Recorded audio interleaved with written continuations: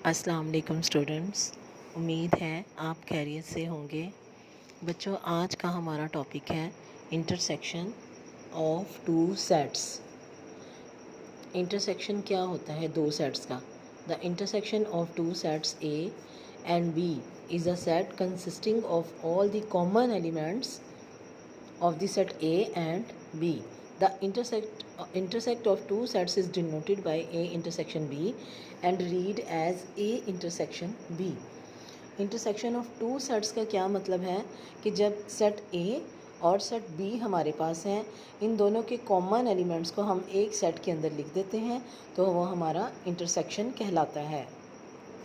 अब हमारी exercise 1.2 question number 2, find the intersection of the following sets. आपके सामने सेट्स दिए गए हैं P is equal to 0 1 2 3, Q is equal to -3 -2 -1 and 0। आपके सामने ये सारे सेट्स दिए गए हैं, आपने इनका इंटरसेक्शन मालूम करना है। ये सेट है आपके सामने P is equal to 0 1 2 3, Q is equal to -3 -2 -1 और 0। जिस तरह हमने दो सेट्स का यूनियन निकाला था, इसी तरह हमने इन दो सेट्स का इंटरसेक्शन फाइंड करना है। इसको लिखना कैसे है, यहाँ पे सबसे पहले देखें P इंटरसेक्शन Q। सबसे पहले आपके सामने P आ रहा है, सेट P आ रहा है, उसके बाद इंटरसेक्शन आएगा और उसके बाद आपका सेट Q आएगा। ये सामने देखें।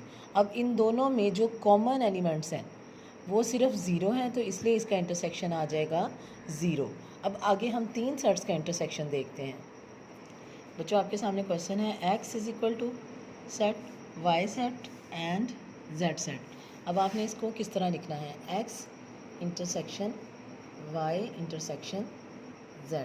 इसी तरह आपके नाम चेंज हो सकते हैं, यानी x की जगह आपको u आ सकता है, y की जगह आपको v आ सकता है और Z की जगह W आ सकता है। तो आपने उसको इस फॉर्म में खुद ही लिखना है। अगर आपके पास आ जाता है U, V और W, फिर आपने कैसे लिखना है, U intersection W intersection V intersection W। ठीक है, अब हम इन तीन सेट्स का इंटरसेक्शन लिखते हैं।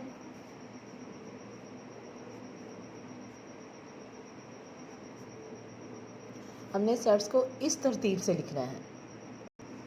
ये देखें, ALM इंटरसेक्शन ब्रैकेट ISLAM, ठीक है, और इंटरसेक्शन LION। अब हमने सबसे पहले जो ब्रैकेट है हमारी Y इंटरसेक्शन Z है, तो हमने Y इंटरसेक्शन Z देखना है कि इन दोनों में कॉमन क्या है। इन दोनों में कॉमन I L, देखिए नज़र आ रहा है, I and L, I L, ठीक है, इन दोनों में कॉमन। अब उसके बाद हमने इन दोनों में कॉमन देखना है कि हमारे पास कॉमन क्या है। ये हमारे पास आ गया L। बच्चों, इस तरह हमने तीन सेट्स का इंटरसेक्शन मालूम कर लेना है। सबसे पहले हमें इंटरसेक्शन का सिंबल पता होना चाहिए कि इंटरसेक्शन का सिंबल क्या है।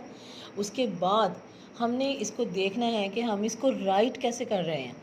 हमने सबसे पहले अगर सेट P है तो सेट P लिखना है, इंटरसेक्शन है तो इंटरसेक्शन का सिंबल लिखना है, Q है तो फिर आपने Q सेट लिखना है। इसी तरह तीन सेट्स में आपने यहाँ पे जो लिखा हुआ है इस तरतीब से आपने सेट्स को यहाँ तरतीब देनी है, फिर तीन सेट्स का आपने इंटरसेक्शन लेना है।